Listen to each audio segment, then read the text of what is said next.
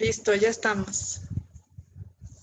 Hola, ¿qué tal? Bienvenidos a su programa de radio por internet, La Cura por la Palabra. Hoy es 25 de agosto del 2020 y estamos muy contentos de estar transmitiendo desde casa en esta nueva modalidad que ahora estamos implementando por la pandemia, que es vía Zoom, pero de todas maneras les damos la bienvenida. Recuerden que es un programa de la Asociación Psicoanalítica de Guadalajara y en esta ocasión tenemos el tema la valoración de lo auténtico y la subjetividad.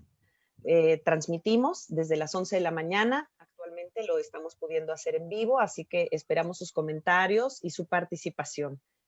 A propósito, queremos agradecer el trabajo, el esfuerzo y el cariño que nos ofrece Juan Pablo Robles, alias el amor. Ah, no, eso ya no lo leo, ¿verdad? Al apoyarnos en redes sociales, en Mixcloud y en YouTube. Muchísimas gracias por todo el trabajo que él ha estado haciendo. Bienvenidos, muchas gracias por aquí el día de hoy. Hoy conducen Gael Bosch. Hola, Gael. Hola, ¿qué tal? Esa fue una broma mía, el alias. Era local, perdón. Gael. Pati. Ay, se nos congeló Pati. Se congeló. Esperamos poquito. Bueno. Ah, ya se está integrando otra vez. Como que la sacó el internet.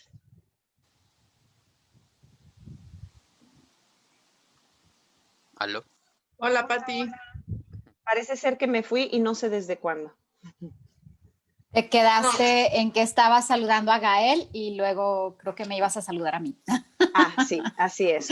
Y saludamos a Paola Lugo. Hola. Hola, ¿qué tal? Buenos días a todos.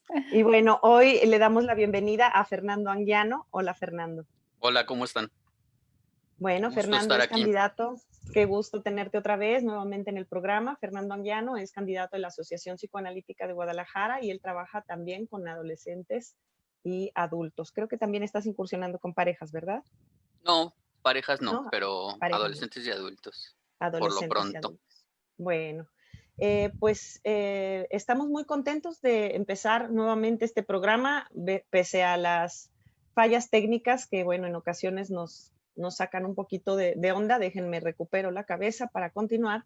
Y les voy a leer una pequeña introducción acerca del tema. La subjetividad es la expresión exclusiva del sujeto dependiendo de su experiencia y de su forma de pensar. Es el ser auténtico en el que generalmente nos referimos a la esencia de cada uno, más allá de las estructuras psicológicas, más allá de las etiquetas, roles o adjetivos que en ocasiones la sociedad impone.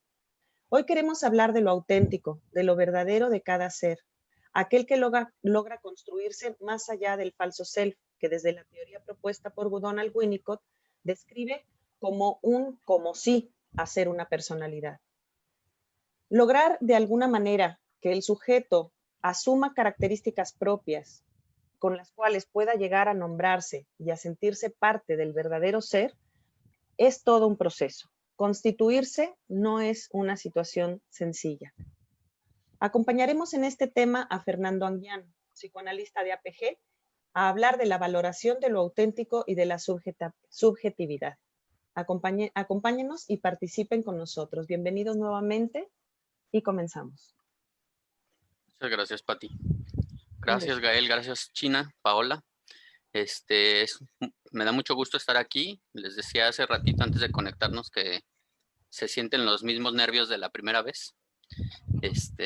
Pero no sé, siempre es bonito hablar de psicoanálisis y más compartirlo con las amigas y con quien nos escuche. Entonces, gracias por la invitación. Y además el tema es un tema bonito, muy psicoanalítico me parece. Pensé en 4 conceptos que quisiera desarrollar en el momento de lo que vaya platicando y de acuerdo a lo que ustedes vayan interviniendo también para ir construyendo juntos el tema. 4 conceptitos. Uno es subjetividad, otro es lo auténtico, lo verdadero, que esos dos, lo auténtico y lo verdadero, son conceptos de Winnicott. Y hay un cuarto concepto que quisiera platicar con ustedes, que es el de especificidad, que es un concepto de Fabio Herman, un brasileño que vino hace muchísimos años a Guadalajara, amigo de Olga Varela y de Nora Gramajo, y vino a un simposio, y hay un texto sobre el arte de la interpretación que habla de la especificidad. Y bueno, esos son como, así pensé rápidamente cómo acomodar la charla y pensé en esos cuatro conceptos. El primero de subjetividad me fui como a pensar cuál es el origen y la contraparte de la palabra subjetividad, y hay el antónimo sería objetividad, ¿no? Y hay todo un desarrollo en las ciencias que tiene que ver con que lo que es objetivo y lo que es subjetivo, ¿no? Las ciencias duras o las ciencias positivistas se jalan a pensar en lo objetivo y en lo que es comprobable o medible. Y ha habido un debate en las ciencias positivistas y las ciencias sociales, y ahí ha estado dentro el psicoanálisis como si es comprobable o no, o si es una ciencia subjetiva, o si es ciencia. Entonces, pensé en eso como antes de lo psicoanalítico, como un espacio de una discusión de la ciencia. Y la subjetividad le da al psicoanálisis una posibilidad de encontrar en los pacientes lo específico de cada paciente. Freud hablaba de la realidad psíquica y de la realidad material, y dice que la realidad material tiene que ver con lo concreto, con los hechos concretos que suceden en el mundo, pero lo que le importa al psicoanálisis es entender qué pasa con la realidad psíquica de cada uno de nosotros, ¿no? O de cada uno de los pacientes que atendemos. Entonces, hay lo que significa cada paciente o cada persona respecto a una vivencia, es lo que hace subjetiva una experiencia emocional, ¿no? Les platicaba a unas alumnas el otro día que hace unos 2, 3 años tembló aquí en Guadalajara. Mi consultorio está en un tercer piso y yo sentí que se movían unas botellas de cristal, se golpeaban entre sí, unas botellas donde tengo plantas, y dije, está temblando. Me paré inmediatamente, brinqué, abrí la puerta del consultorio y bajé primero. Yo más bien vi a mi paciente muy calmada, y era una paciente que vivió en el DF toda su vida y estaba bien acostumbrada a los temblores, ¿no? Entonces, ¿cómo vivimos cada uno de nosotros diferente una situación? Es lo que le va dando un tratamiento de lo subjetivo, ¿no? De repente la subjetividad puede generar cierta angustia, porque como no hay nada definitivo ni nada definido, es difícil encontrarse en un mundo tan incierto y tan complejo donde todo puede ser. Pero al mismo tiempo, que una crítica que se le ha hecho al psicoanálisis es que es una teoría medio esotérica, o algunos le han dicho que es una pseudociencia, y subjetividad no es igual a chamanismo, ¿no? O charlatanería. O Sin querer lo ibas charlatanería. a decir. Ajá. Iba a decir charlatanería. Sí, pero sí. Y es que para el trabajo de la subjetividad se necesita un trabajo con los afectos, ¿no? Captar lo sensible de la experiencia emocional analítica. Digamos, un paciente en el consultorio trae un discurso y las palabras van diciendo una cosa, pero lo que se va sintiendo, los afectos van mostrando otras verdades latentes, digamos, ¿no? Hay un discurso manifiesto, y luego hay un discurso entre líneas, latente, de lo no dicho, y se necesitan los afectos para captar eso. Pero lo que le da la característica de que no es un chamanismo, ni se trata nada más de sentir las vibras como en el New Age, ¿no? Hay debajo hay una base que tiene que ver con la teoría, ¿no? Freud fue construyendo a partir de su encuentro con los pacientes, fue dándose cuenta de que había cosas que se repetían y así fue construyendo una teoría y han pasado 120 años y seguimos, y tenemos una base, ¿no? Entonces, nosotros como analistas usamos nuestro afecto, pero también usamos la teoría y eso hace que el trabajo psicoanalítico no sea nada más de las vibras. Del feeling. Del feeling. Sí se necesita el feeling, pero hay un respaldo teórico, ¿no? Que se ha ido construyendo y nos da la posibilidad de entender eso que sentimos y no irnos a cualquier lugar, ¿no?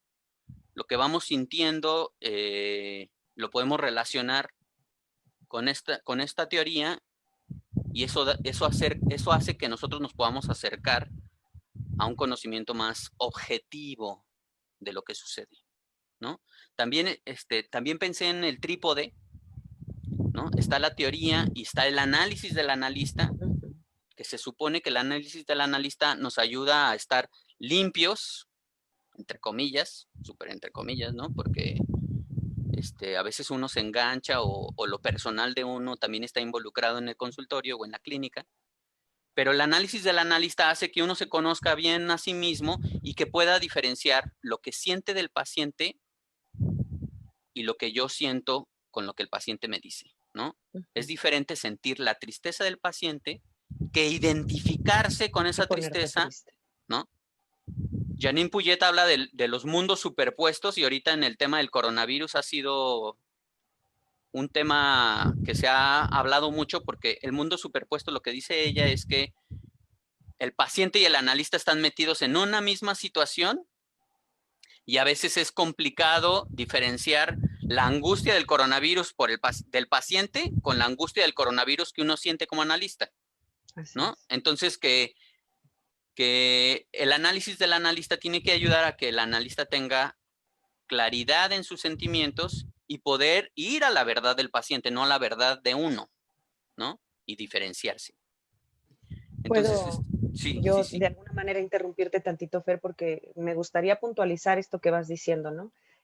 A mí me parece muy lindo el que saquemos del contexto chamánico al psicoanálisis, porque tristemente a veces o últimamente se ha estado hablando mucho de la transferencia afectiva, de la palabra cargada de afecto, que podría llegar a confundir a los que están fuera del mundo psi, a lo que nos referimos. No es nada más estar ahí, porque sí es cierto que es la presencia y la relación con el analista la que va a ayudar al paciente a salir adelante y a, de alguna manera, irse modificando, irse transformando, pero no es de esta manera, ¿cómo lo dijiste?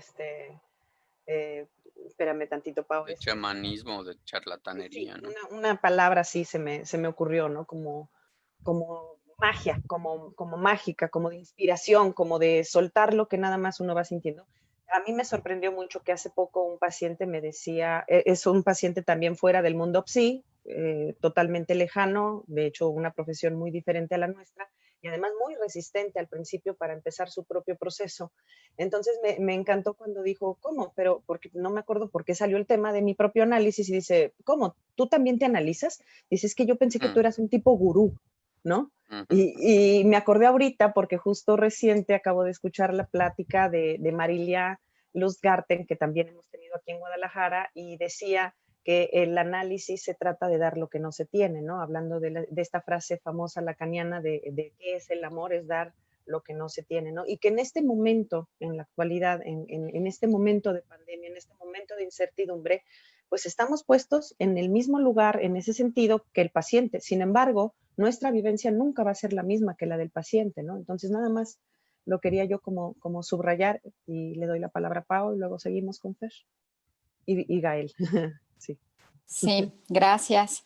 Bueno, yo pensando en el título del programa y mientras te escucho, Fer, se me vino a la mente Lacan, ¿no? Digo, no voy a entrar como en muchos detalles porque Lacan es complicado, ¿no? Y no lo voy a explicar ahorita, ni puedo además. Pero pensé en el proceso analítico y cómo los pacientes van transitando en un proceso que es muy lindo, es complicado, pero también muy angustiante.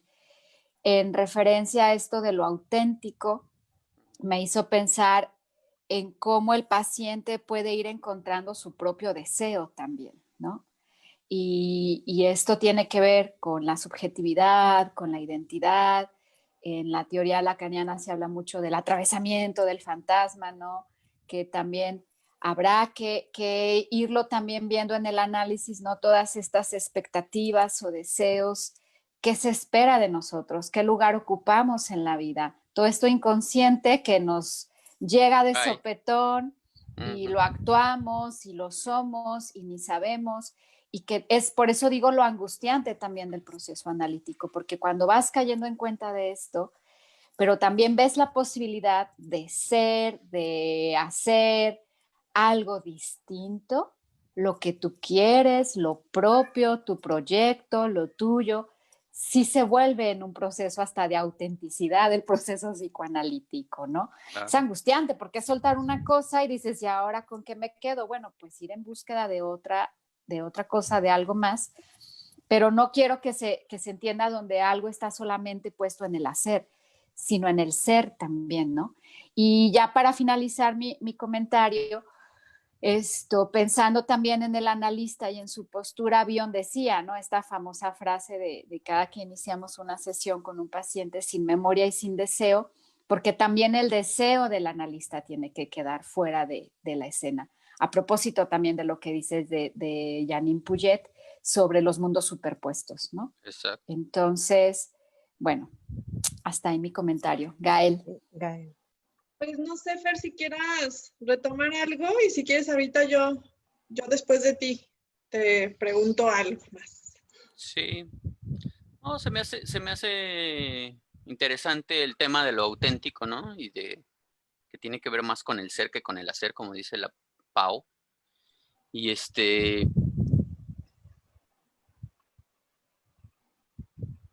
y me quedé pensando en esto que decías de la angustia, ¿no? Por un poquito más adelante hablo de la angustia, de cómo nos explicamos o nos damos explicaciones o ciertos pensamientos y los fijamos como verdades absolutas o como columnas de nuestra mente y de nuestras creencias para poder estar en el mundo, ¿no? Uh-huh. El delirio incluso tiene esas características, ¿no? La religión, el mismo psicoanálisis. Si no tuviéramos esas creencias y ese mundo, esas pilares en la cabeza de cada uno, pues la vida sería súper angustiante, ¿no? ¿Qué explicaría la vida? Entonces, nos las explicamos de cierta forma y es difícil mover esas creencias, ¿no? Entonces, los pacientes llegan con una historia contada de sí mismos y de su familia y de la vida, y empezar a mover eso genera puede ser algo falso, entre comillas, ¿no? Ahorita voy a hablar también del verdadero self y del falso self de Winnicott, pero a veces nos hacemos una creencia falsa de las cosas y cuestionarla nos deja en un lugar como en un limbo muy angustiante, ¿no? Y para buscar lo auténtico o lo verdadero se necesita cuestionar lo falso, ¿no? Entonces, hay ahí un dilema importante del psicoanálisis. Híjole, se me hace súper importante este tema porque cuántas veces no escuchamos a nuestros pacientes o nosotros como pacientes en ciertos momentos, amigos, familiares, donde hay un dolor, o sea que en momentos donde hay dolor, donde hay angustia, como que se dicen conscientemente, es que no debería de sentirme así, es que yo debería de poder con tal, ¿no?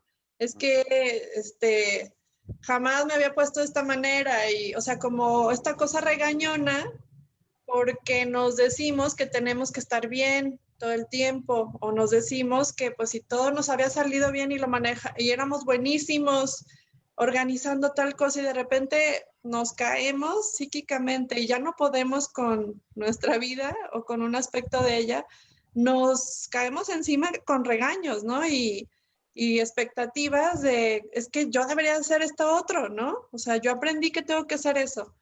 Y creo que, o sea, aparte del dolor que ya se siente, se carga aún más una exigencia que termina también lastimando, ¿no? Entonces yo veo lo importante que es el tener un espacio donde sí pueda salir todo eso y que digas, bueno, pues, o sea, no es como que yo elija sentirme mal, ¿no? Si me estoy sintiendo mal es por algo, o sea, hay que ver qué es esa realidad mía. O muchas veces decimos, es que por una cosa tan simple, ¿por qué me puse así? Bueno, es que no es simple, o sea, tiene toda una carga emocional, afectiva, que está haciendo efecto en ti, ¿no? Y hay que ver qué es eso. Yo creo que ahí entra quizá lo verdadero y auténtico, ¿no? Qué interesante. A ver, la China.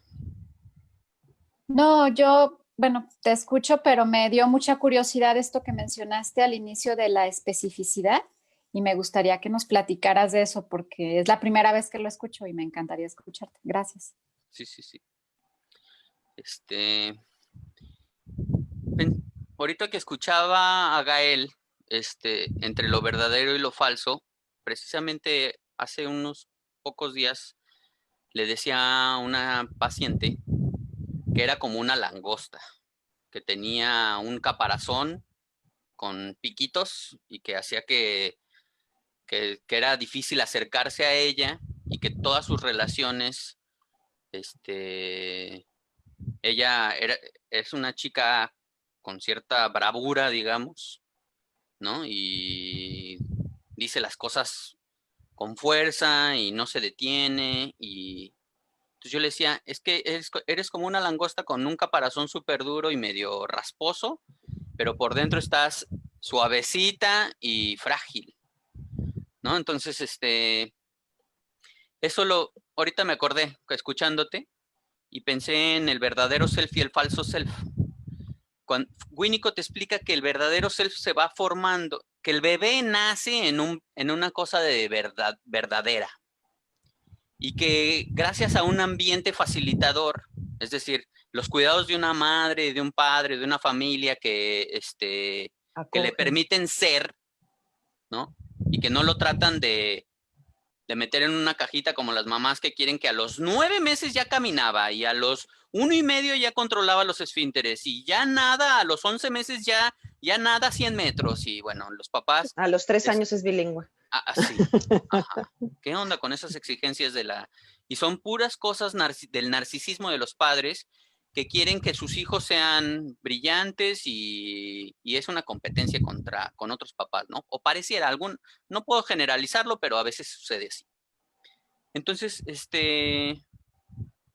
cuando los papás dejan ser, incluso el analista tendría que dejar ser a sus pacientes y no instruirlos.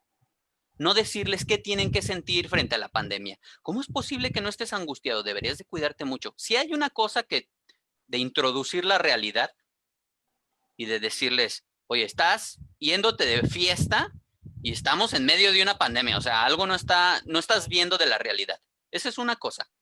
Pero la otra cosa es que uno no le dice cómo vivir a sus pacientes, ¿no? Uno acompaña a los pacientes para que vean cómo quieren vivir ellos.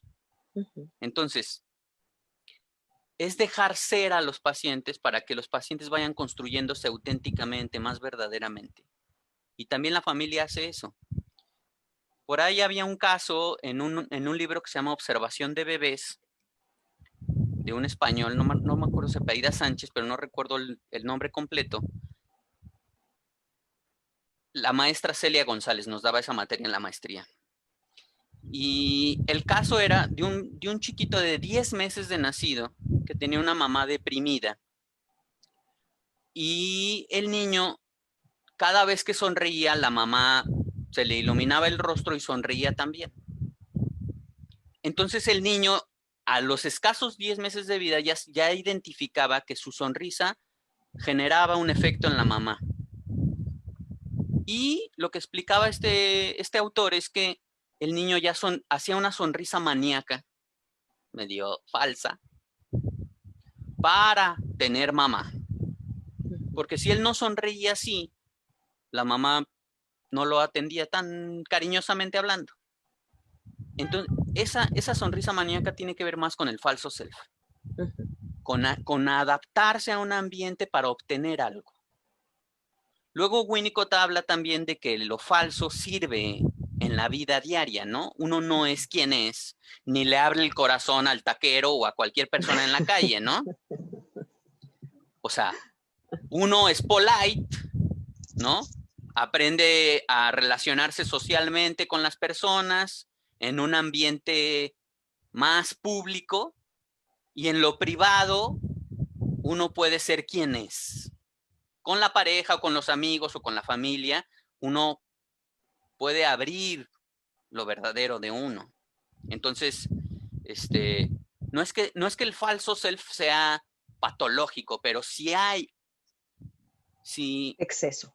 Si hay un exceso, o si la mayor parte de la personalidad o del sujeto, de una persona, se mueve en lo falso, ahí ya estamos hablando de patología.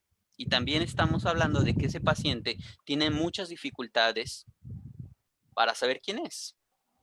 Si estamos hablando ya de patologías más graves, como lo border o lo psicótico, incluso lo neurótico, ¿eh? O sea. Sí, porque yo pensaba alguien que se estructura de una manera, digamos, estoica, trabajador, social y aparentemente fuerte, y resulta que por dentro no siente nada, ¿no? Palomitas, checklist de todas las cosas buenas que ha hecho en su vida, de todo lo que consigue, pero que realmente no tiene una verdadera esencia y sentido del ser, no es pleno, ¿no? No es integrado. Paola. Sí. Y yo pienso mucho en esto del falso self y el verdadero self, también como a lo mejor usar unos pequeños ejemplos para que también al público, ¿no? Que no está tan relacionado con estos términos, a la gente que nos está escuchando, nos escuche después, queden un poquito más claros, ¿no? Entonces a mí se me ocurrían varias cosas. Tú hablabas, Fernando, de la sobreadaptación, ¿no? Yo pienso en niños que están sobreadaptados y que de repente parece que ves un adulto en un niño, ¿no? Cuando veo demasiada perfección, todo tan puesto en su lugar y se deja a un lado el ser niño, la travesura, el embarrarse de lodo, la imprudencia, todo esto que es parte de ser niño. Entonces ahí estamos pensando mucho, ¿no? O se puede pensar como al final, ¿qué tanto hacemos los seres humanos, ¿no? Para dar gusto a los demás, para acomodarnos en un molde y que a veces ni cuenta nos damos, pues, ¿no? Porque los escucho y digo, entonces, ¿cómo se siente no ser auténtico? ¿Cómo te das cuenta que no hay una autenticidad dentro de ti, si todo está bien y tal? Y se me vino a la mente mucho las depresiones, por ejemplo, ¿no? Cuando se te cae la mirada del otro o cuando ya no te vieron como tú esperabas ser visto o vista, porque para eso vives, ¿no? Para pantallar y que la mirada de los otros te confirmen quién eres, se te cae la cabeza y caes en una depresión, por ejemplo. Alguien no te mira y se cayó. Eso, o sea, como pensando en esas pequeñas cosas que a lo mejor pueden ejemplificar un poco. Y yo hace rato les decía, es angustiante también ver esto, porque duele ver esta realidad, pero también libera al mismo tiempo porque ofrece la posibilidad de entonces construir otra cosa, ¿no? Construir algo distinto para sentirnos más auténticos, más espontáneos. Cuando hablas de Winnicott, yo pienso en el gesto espontáneo también que lo habla Winnicott, ¿no? En que hasta este gesto espontáneo se puede aniquilar cuando el falso self va tomando más presencia. Y es que es muy linda esa parte del ejemplo que diste del bebé, ¿no? Porque entonces se queda con una mueca en vez de con la sonrisa y ya no es auténtica, aunque lo hizo para sobrevivir. O sea, él no sabe que la mueca es mueca, ¿no? Claro. Él simplemente está sobreviviendo, está con eso recuperando a esa mamá que de alguna manera no lo pela si no es de esa, ¿no? Si no es de esa forma. Sí, los pacientes no se dan cuenta que hacen una mueca, ¿no? Como este ejemplo del chiquito, ¿no? Ni siquiera se dan cuenta de que están buscando la mirada de los otros. ¿no? Simplemente actúan de esa manera como aprendieron desde los 10 meses y se queda como una manera de ser o una manera de actuar. Yo estaba pensando en lo que decía Paola, en lo que decías Paola, que cómo se da uno cuenta si vive auténticamente o no, o si uno es auténtico o no. Me quedé yo pensando en cómo te das cuenta y, y yo pensé en la satisfacción de la vida, ¿no? Cómo se vincula uno con las cosas. A lo mejor uno no puede saber si está siendo o no siendo, pero cómo sientes la vida, creo que es una manera de darse cuenta cómo te vinculas con el mundo y cómo te vinculas contigo mismo. Es decir, si tú vas a una reunión y te la pasas bomba y te ríes y estás conectado con la gente y te deja un sello. Tengo una paciente que me dice, ella fuma marihuana, ¿no? Entonces me dice, es bien cañón porque la mitad de las cosas que pasan en la fiesta no las recuerdo. Pero luego me doy cuenta de que tampoco, si no fumo, de todos modos tengo grandes huecos en mi vida en que no recuerdo cosas. Siento que pasa el tiempo y se me escurre como agua en las manos. Y yo le decía que tenía que ver con que su mente siempre estaba en otro lado y que no estaba viviendo el presente y el momento.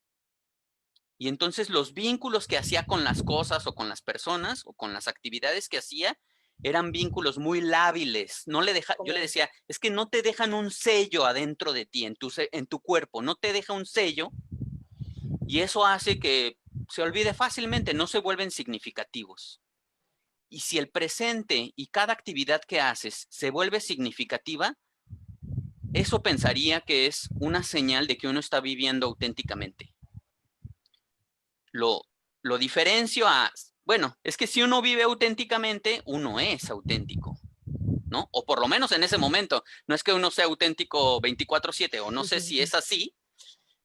A veces uno tiene momentos en donde se desconecta de las cosas, pero a veces no. A veces, la mayoría del tiempo hay que estar muy emocionados y siendo auténticos.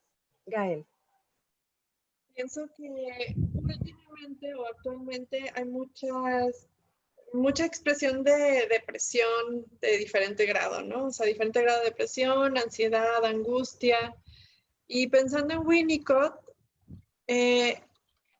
me fui a esto de la angustia, al terror al derrumbe, más bien, ¿no? O una sensación de vacío, o sea, como que una falta de consistencia en uno, ¿no? Winnicott también hablaba de la capacidad de ser creativos y cuando uno está basado en, como actualmente lo vemos, en que la imagen me dice quién soy, o sea, si me compro una cosa, entonces soy importante porque la tengo, o si logro un puesto, entonces soy importante. O sea, claro que eso sí nos marca, o sea, sí lo que vamos logrando en la vida nos marca, pero si solo dependemos de lo que los demás digan de nosotros, entonces no tenemos como esta capacidad creativa de quién soy yo, ¿no? O sea, creo que es muy complejo, pues, para explicarlo, pero quería, pues, que nos enfocáramos un poquito a que nos hables de esta tendencia a la imagen, ¿no? A la importancia de la imagen actualmente. O sea, de las redes sociales, del mostrarme maníacamente para existir, en lugar de mostrarme a mí mismo, así, quién soy, para entonces crear una consistencia, ¿no? Sí. Ya a través de esto vemos que entonces eventualmente pues muchísima gente cae en depresión o sensación de vacío, mucho suicidio también. O sea, hay unas consecuencias terribles, ¿no? De el no poder contactar con nuestra propia subjetividad. Pensé en el artículo de la capacidad para estar a solas de Winnicott, ahorita que te escuché. Y Winnicott dice, o sea, en un comienzo de la vida, para que un sujeto se estructure, o para que una persona sea persona, necesita de la mirada de la madre primero, ¿no? Y luego del padre también. Si el bebé fue visto como es, le da una sensación de realidad y de autenticidad al bebé e introyecta a la madre, ¿no? Es decir, los cuidados que la mamá y el papá tienen con el chiquito los mete en su cabeza y ahora él puede cuidarse a sí mismo y ya no necesita su mirada, ¿no? A propósito de lo que estás diciendo de la imagen y de ser mirado o no. Entonces, este chiquito que platicaba del caso de los 10 meses, no hizo ese movimiento de poder cuidarse solo, ¿no? Porque su mamá lo descuidaba por su depresión y por lo que sea. Entonces, pensé que una persona que creció en un ambiente saludable fue mirado cuando tenía que ser mirado y luego ya en el futuro su personalidad queda sólida y ya no necesita ser mirado para existir, ¿no? Ahí está lo auténtico. Hay una sensación de ser. Subjetivación. ¿No? Exacto. Es un sujeto, tiene una sensación de, un sentimiento de ser, ¿no? Y una persona que tuvo carencias en ese momento de su vida, se lleva esa necesidad al futuro, ¿no? Entonces, todo el fenómeno de lo que hablabas de las redes sociales y de colgarse, bueno, eso ya no es, o sea, de verse guapo, de verse fitness, de todo eso que estás hablando, me parece que habla de ciertas carencias que en el momento donde tuvo que ser visto no fue visto, hubo dificultades en ese periodo de la infancia, digamos, y entonces la gente necesita ser vista por los otros y por eso miles de fotos en Instagram o esas cosas, ¿no? Entonces, yo pienso que esto es reducirlo a algo, ¿no? Podríamos analizar la histeria y podríamos analizar el vacío y un montón de cosas que podríamos decir de esto, ¿no? Pero así en breve, para seguir con Winnicott y seguir con esta función de los padres, pensé en que si una persona es vista por sus padres y es vista como es, se lleva a su vida adulta algo resuelto ya. Y si no lo resolvió de chiquito, pues va y lo repite en su vida adulta, ¿no? Y que justo ahí es el punto de la subjetivación, ¿no? El que, ¿qué va a ser? Por ejemplo, el que no fue visto, va a depender de cada sujeto también. O sea, no tenemos la fórmula mágica de, si no fuiste visto, entonces es igual a tal cosa, ¿no? O tal forma de actuar o tal forma de ser. Cada uno va a hacer lo que pueda con esa falta, cada uno va a hacer lo que pueda con esa carencia, con esa hay quien sobrevive a eso de una manera impresionante y que además logra hacer cosas que a mí me ha tocado experiencias de vida cerca en donde me relatan a veces abandonos, me relatan que fueron maltratados, violados, golpeados, y aún así tú ves que hicieron un esfuerzo y una voluntad por construirse. Claro, tienen sus fragmentaciones, tienen sus debilidades, tienen sus decisiones, tienen su patología, pero algo han conseguido con el camino, ¿no? Que esa es también la fuerza del sujeto. Hay sujetos que a pesar de tener aparentemente todo, resulta que no logran construir nada internamente, ¿no? Y que también igual se pueden caer y desmoronar a la primera y que les cuesta mucho trabajo como entenderse y entender el mundo en el que viven y en el que habitan. Y claro que entonces sus situaciones pues de desamparo, de fragilidad, podrían llegar a ser igual o más evidentes. Sí, Pau. Gracias. Yo pienso mucho, los escucho y pienso mucho en las relaciones y en los vínculos, ¿no? Como también a partir de vincularnos con los demás y si nos dejamos transformar por esos encuentros, por ese vínculo, por esa relación, eso también abona a cierta autenticidad. ¿No? Suena como un poco contradictorio, como a partir de los demás, entonces no eres tú, no eres auténtico, pero a lo que me refiero es que los vínculos con las personas que queremos, el cariño, la ternura, la cercanía, amigos, familiares, nuestro propio analista, ¿por qué no? Van nutriendo de cierta manera como cuestiones de nuestra identidad, no las vamos apropiando, vamos tomando lo bueno de las personas, Pienso, por ejemplo, yo pienso en la generosidad de mis amigos, ¿no? Y en la hospitalidad de mis amigos, y de repente es como, yo quiero tener eso, ¿no? Claro. Pero no porque quiero copiar o yo quiero ser como Patty o como Gael o como el chino, ¿no? Es porque no, o sea, eso que tienen ellos me agrada y que sea parte de mí está lindo también, ¿no? Entonces, pensando en el tema también que hablamos también como de identidad, también qué tanto nos va formando y a propósito del proceso analítico, también es un ir y venir, ¿no? Porque nos vamos desidentificando de un montón de cosas, pero nos vamos identificando con nuevas situaciones, con nuevas personas. Y creo que también es un muy buen lugar el análisis para desidentificarte de monstruos y fantasmas terribles y poderte identificar hasta con la figura del analista, con algo bueno.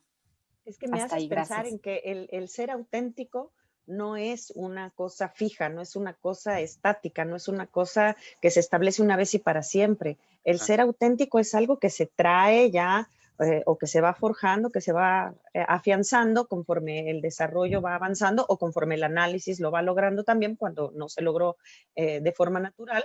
Pero hay una pregunta de Caro Castañeda que dice, ¿es posible ser auténtico 24/7? Es que si ya estamos pensando en ser auténtico, ya no soy Ya no auténtico, ¿no? eres. Exacto, el ser auténtico es algo que está o no está, ¿no? Y que se puede ir modificando, eso es cierto, ¿no? Que no voy a ser la misma que era hace 3 años a la que soy ahora, porque mis vivencias, mis relaciones, mis experiencias me alimentan de una manera en la que, por supuesto, me transformo.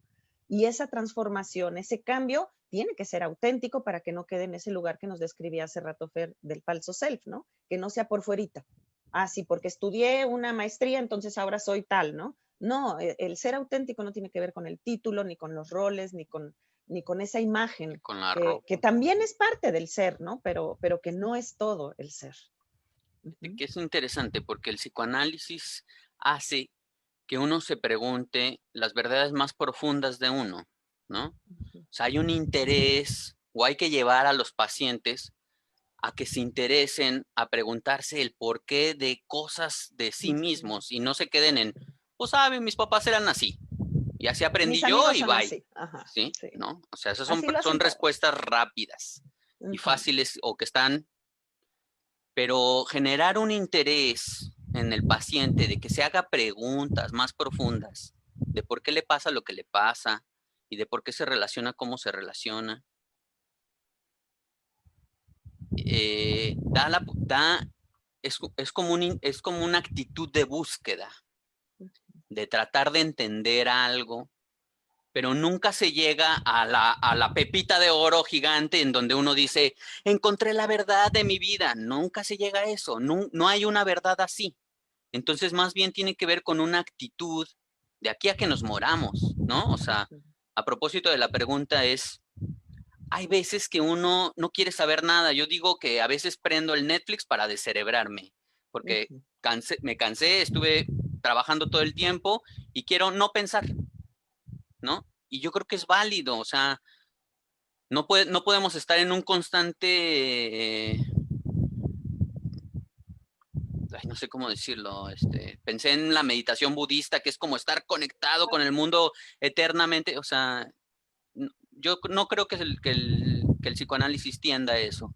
O sea, creo que el psicoanálisis tiende a preguntarse y a buscar lo verdadero, ¿no? De uno. Y a no congelarlo. No es como, encontré esta verdad, ya, la tengo. Voy a hablar de lo específico brevemente. Sí. Es un concepto de técnica que acuñó Fabio Herman. Y lo específico tiene que ver también con esto que estamos hablando, pero para contextualizar el asunto, quería nada más rápido decir que tenemos una tendencia a diagnosticar, a racionalizar. Pensé en la escuela, el TDA, es inquieto, fulana cosa, TDA. También en la clínica tendemos a decir histeria, border, neurosis obsesiva.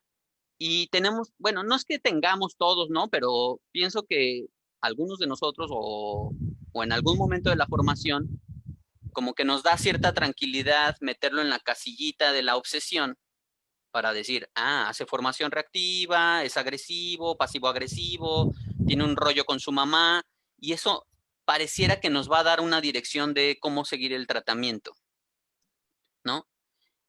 O es histérica, tiene una tendencia a la castración y nos posicionamos en un lugar conocido. Entonces, lo que dice Germán es que hay que buscar lo específico de cada paciente, que hay que buscar, lo pone a la par de otro concepto que se llama inmersión. Inmersión y especificidad se llaman los dos conceptos. Uno es como tratar de ir a lo más profundo de cada paciente y encontrar lo específico de cada sesión. Entonces, no importa si es histeria o si es obsesión, o no importa qué estructura es, sino cómo es ese paciente, ¿no? Y soltar todas las amarras teóricas y todas las amarras del diagnóstico y de las estructuras y dejar que el paciente se desenvuelva. Por ahí en una supervisión tenemos como clichés también, ¿no? O sea, si es perverso, no se cura. Los pacientes perversos no llegan a análisis y si llegan, llegan a perversear, por ejemplo. Eso es una idea que yo tenía aquí tatuada en la frente, ¿no? Y en una supervisión me decían, no importa qué estructura tiene, no te claves en eso. Piensa en la movilidad del paciente, porque el paciente tenía varios rasgos perversos, ¿no? Entonces yo decía, ¿tiene pronóstico o no tiene pronóstico? Me quería ir por la rápida, ¿no? O sea, ¿para qué me Díganme si lo atiendo o no. Dígame si lo atiendo o no, exactamente. Ajá. ¿No? Para no estar metido yo en esta cosa y salirme de esto si es una perversión. Y me decían, no te claves en eso, dale tiempo y vamos viendo si el paciente tiene movilidad, si el paciente puede moverse.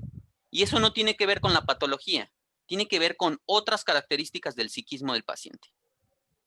Si la pulsión es muy viscosa, hay deseo, si tiene deseo de cambiar, si le duele la vida, si tiene conflicto. Entonces, creo que traje lo específico más pensando en la clínica, ¿no? La psiquiatría y ciertos enfoques de la psicología, pero también nosotros podemos tener, algunos de nosotros, una tendencia a encasillar y a entender racionalmente. Y Germán dice que eso hay que quitarlo y que hay que ir a lo más profundo del paciente a entender la especificidad de ese paciente. Pero de ese paciente y de cada sesión. Porque si uno dice, es obsesivo de hueso colorado, de libro, y si uno lo ve antes de llegar el paciente, ya lo estás viendo obsesivo, te puedes perder otras cosas te puedes perder su cosa histérica, o a lo mejor llega más loco ese día. Entonces, esta profesión nos implica soltar un montón de amarras para poder encontrar lo verdadero. A propósito otra vez de la pregunta de esta chica que leías, Pati, creo que,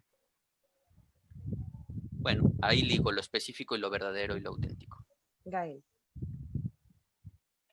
Estoy pensando en la vida fit, en la vida, you only live once, ¿no? En todo esto que se nos vende, que bueno, ahorita también se puede trasladar la vida sana y el ser auténticos a lo mercadológico, ¿no? Sea auténtico, cómprate esto, y así nos vamos por muchas imágenes, símbolos o algo que nos definan, ¿no? Yo pensaba en la adolescencia, o sea, en mi experiencia personal, muchas veces hice cosas o me juntaba con gente con la que yo no me sentía bien, ¿no? O sea, yo decía, bueno, pero pues está cool estar aquí, ¿no? Pero no me hacía un sentido realmente. Y yo creo que esto de qué es lo auténtico, qué es lo verdadero, cada uno lo va a definir, ¿no? También, o sea, a mí va a haber algo que en mi proceso personal de análisis yo diga, no, como que no me checa, ¿no? Y quizá en 2 semanas, en 2 años, digo, ya, sí, ya, me hace todo el sentido, ¿no? Y puede que los demás lo veamos, pero no me van a decir, no, es que tú te estás engañando. Y bueno, me lo pueden decir 1000 veces y voy a decir, no, no, no, no. Hasta que algo pasa que me hace clic y yo digo, ah, sí, ahora ya lo veo, ¿no? Entonces, ¿cómo también es, o sea, claro que nos van a gustar las tendencias, ¿no? Muchas veces, o sea, nos va a gustar el estilo de vida que vemos en tal persona que admiramos, vamos a querer adoptar algunas cosas de esa forma de vida, pero yo creo que está en el cuestionarnos, o sea, ¿sí me hace clic esto que estoy haciendo o no? Y ahí es donde podemos entrar a lo más profundo, ¿no? A lo específico de mi persona. Exactamente. Voy a tener que hacer una pequeña pausa porque fíjense que no me di cuenta que se nos está yendo el reloj y no he hecho los comerciales apropiados para el programa. Pero antes quiero comentar que Óscar Aguilar dice, bueno, para empezar le comento a Óscar que Pao ya le puso el nombre completo del libro y bueno, él además nos hace un comentario, dice, qué padre programa, la mirada del analista y el trabajo psicoanalítico subjetiva al paciente, en este caso a los pacientes con falso self, les devuelve lo vital. Poco a poco les regresa la capacidad de tener una vida rica y creativa. Es acompañar al paciente al punto de congelación, donde la madre impuso su gesto y permitirle al paciente descubrirse y descongelarse. Bueno, muy interesante el comentario. Ahorita regresamos con él. Nada más rápidamente quiero recordarles que tenemos en la Asociación Psicoanalítica de Guadalajara, contamos con la clínica José Sayago, la cual se encuentra en Paseo de la Arboleda 632 en Jardines del Bosque. La clínica ofrece un tratamiento de psicoterapia con enfoque psicoanalítico a muy bajo costo. Y recuerden que por situación de pandemia, la clínica está ofreciendo 4 sesiones gratuitas a todas aquellas personas que necesiten de manera urgente un apoyo ante la situación actual. Entendemos que el estrés, la incertidumbre, la ansiedad, entre otras cosas, pueden generar crisis y los terapeutas de la clínica pueden intervenir en estas situaciones. Si requieren de este servicio, pueden marcar al siguiente teléfono celular. Es el 33 11 30 93 70 con la secretaria Carmen. Ella de alguna manera les va a hacer también una pequeña encuesta para poderlos derivar. La atención por el momento es en línea. Y algún terapeuta se comunicaría con ustedes en la brevedad. Este servicio también está pensado para todo el personal que trabaja en el sector salud, doctores, enfermeras, psicólogos, etcétera. Sabemos que son momentos difíciles en donde se requiere apoyo y contención. Es por ello que creamos un espacio terapéutico y creemos que él abona a todo lo que se transite, para que todo se transite de una mejor manera. Invitaciones del mes en la Asociación Psicoanalítica de Guadalajara. Les recordamos que el día de mañana inicia el diplomado en Introducción al Psicoanálisis del instituto. Es en la APG. Ahorita también son clases en línea. Y por favor, para informes, comuníquense vía redes sociales o al correo de la asociación es gpo.guadalajara@gmail.com. Regresamos para cerrar el tema, se nos está yendo el tiempo, perdón, pero así es esto. ¿Yo cierro? Sí, por favor, Fer, adelante. Todavía tenemos unos minutitos. Pues a mí se me hace muy apasionante el tema, me gusta mucho pensar el psicoanálisis y los tratamientos así, porque lo hace mucho más vital, lo hace menos estereotipado. Y ayer les decía a unas alumnas en el ITESO que me preguntaban sobre la adopción y la homoparentalidad, y rápidamente les voy a decir porque tengo poquito tiempo y yo voy a abrir en vez de cerrar.